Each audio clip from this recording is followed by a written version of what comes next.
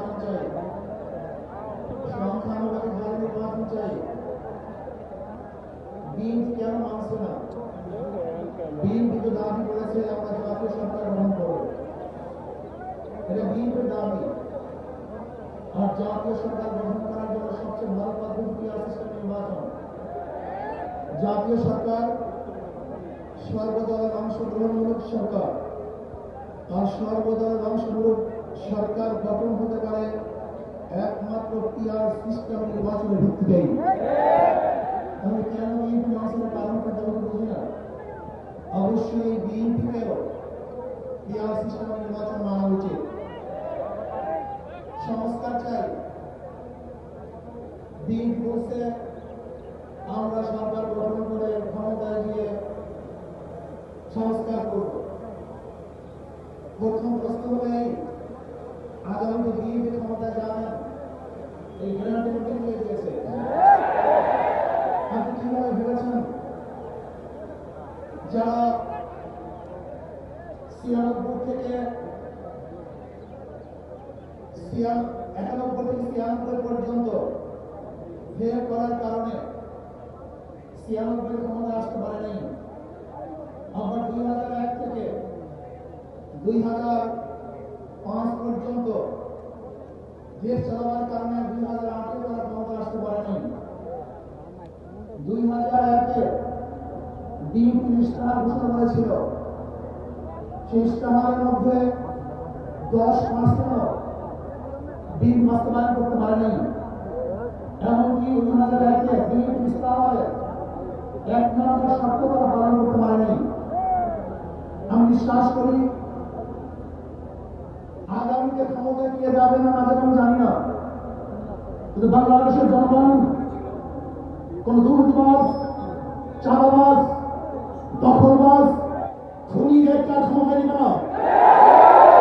বাংলাদেশের জনগণ রক্ত দিয়েছে, জীবন দিয়েছে বাংলাদেশের চাঁদাবাজি করার জন্য নয়, খুন করার জন্য নয়, দেশকে দখল করার জন্য নয়, দুর্নীতি করার জন্য রক্ত দেয়, জীবন দেয়। বাংলাদেশের মানুষ জীবন দিয়েছিল, মানুষ মুক্তি পাবে, শান্তি পাবে। আমার গরিব দুঃখী মানুষ ক্ষুধার্ত থাকবে না, বাংলাদেশের একজন মানুষ কোনো আকাশ থাকবে না, বাংলাদেশের একজন গরিব বাস্তবহীন থাকবে না। আমার বাংলাদেশের কোনো মানুষ গুম হবে না, খুন হবে না, বাংলাদেশের ব্যবসায়ীকে চাঁদা দিতে হবে না, বাংলাদেশের প্রত্যেক নাগরিক অধিকার বাস্তবায়ন হবে, তারা শান্তিতে বসবাস করতে পারবে, নির্বিঘ্নে ঘুমাতে পারবে, আমার বাংলা সব দিয়ে রাস্তা চলাফেরা করতে পারবে, বাংলাদেশের মসজিদ থাকবে, মাদ্রাসা থাকবে, গাড়ি থাকবে, টুপি থাকবে, গাড়ি থেকে হাসপাতাল করতে পারবে।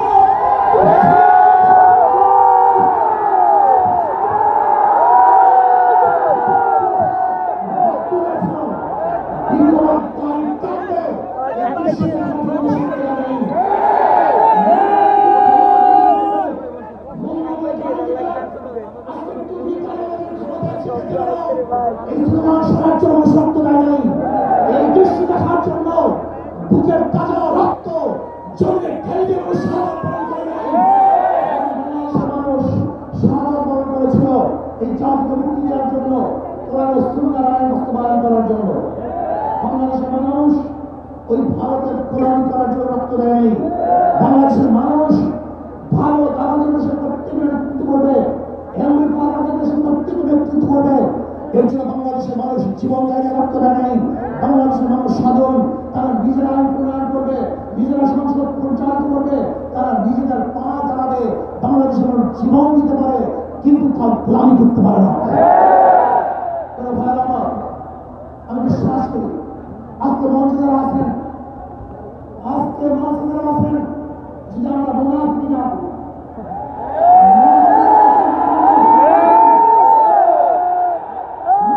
কাজের পথে যদি একসাথে থাকেন, মুখের সাথে কাজের যদি থাকেন, আমি লক্ষ জনতার সঙ্গে কসম করে বলতে পারি আগামীতে ক্ষমতা দেবে ইসলাম, ক্ষমতা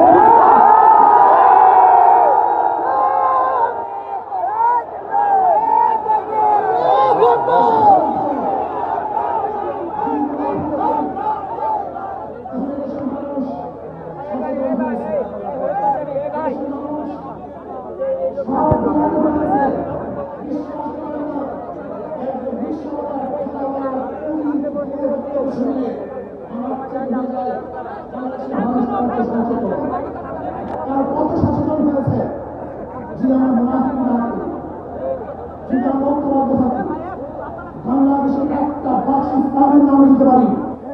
যেরকম আমেরিকা এবং ওই সাউথ ইসরায়েল ইরানের আক্রমণকে ফেলেছিল লুটতে মধ্যে নিশ্চিত হয়ে দিবে, কিন্তু আক্রমণ করার পর দেখেছে ইরানের গুহার থেকে কোথা থেকে বোম মিসাইল চলে আসছে। আমেরিকা এবং ইসরায়েল যেন কোনো ভাব করতে পারে নাই বাংলাদেশের বুকে যদি একটা বাক্স না হয়, বাংলাদেশের ঘরের থেকে এমন মিসাইল বের হবে এবং বোমা বের হবে।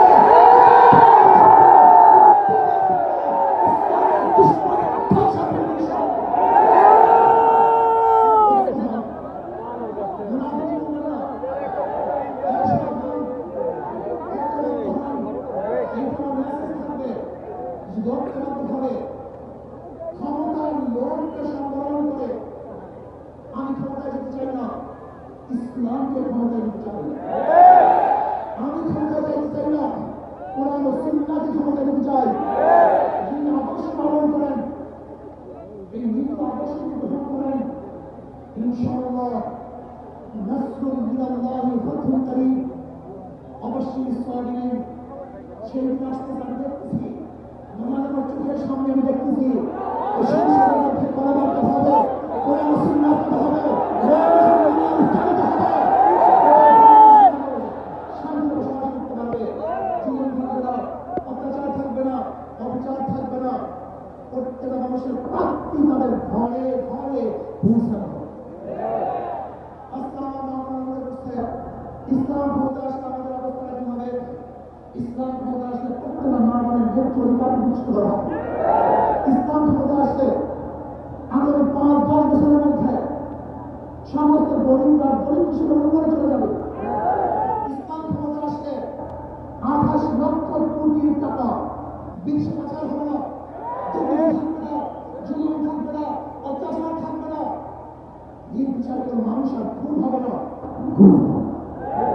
ইসলাম ক্ষমতা আসলে শ্রমিকদেরকে তাদের অধিকার আনার জন্য রাস্তায় নামার কোনো প্রয়োজন হবে না। ইসলাম ক্ষমতা আসলে কৃষক শ্রমিক মজদুররা তাদের অধিকারকে প্রতিষ্ঠিত করার জন্য ইসলাম সরকার তাদেরকে নিয়ে ভূমিকা গ্রহণ করে তাদের প্রাপ্তি তাদের কাছে পৌঁছে। আসুন ইসলামের হুকুমত কায়েম করার জন্য আমরা চেষ্টা করব। আজকে আমাদের জনসভা যশোর থেকে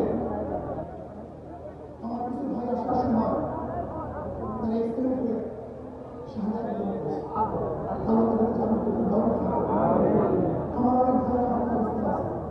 আল্লাহ তাদের সুরক্ষা আসুন আজকে জনসভা আমরা আসছি, আমাদের টাকা নাই, পয়সা নাই, নিজের পয়সা দিয়েছি, নিজের খানা খেয়েছে, এই জাতিকে, এই দলকে, এই ঘটনাকে গোটা দুনিয়ার কোনো প্রশান্তি বলবে, কোনো প্রশান্তি